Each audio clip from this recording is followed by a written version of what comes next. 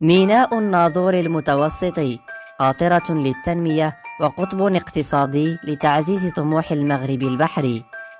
يعكف المغرب حاليا على إنشاء ميناء الناظور غرب المتوسط على خليج بطوية إقليم الناظور، ويهدف الميناء إلى أن يشكل مجمعا مينائيا وصناعيا متكاملا يضم ميناء كبير بمياه عميقة وبقدرات كبيرة في معالجة الحاويات، ومنصة صناعية تهدف إلى احتضان الأنشطة والمهن المينائية للمغرب.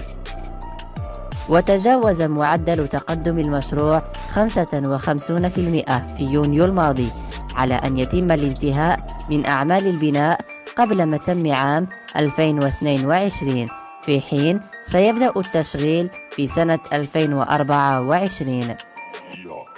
تقدر تكلفة المرحلة الأولى من هذا المجمع المينائي الهام بأكثر من 10 مليار درهم.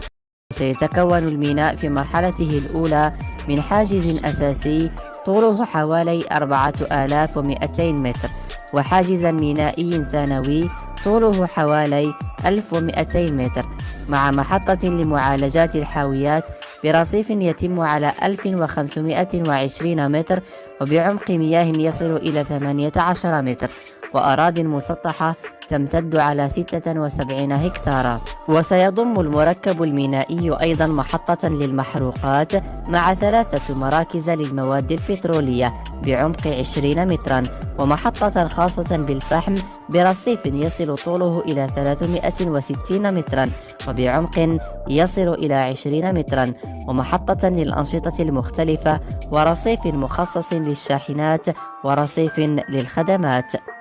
وسيتيح هذا المركب الميناء إمكانية معالجة 3 ملايين حاوية من حجم 20 قدما، مع إمكانية زيادة هذه السعة بمقدار 2 حاوية إضافية، علاوة على 25 مليون طن من المحروقات، و7 ملايين طن من الفحم، و3 مليون طن من مختلف البضائع.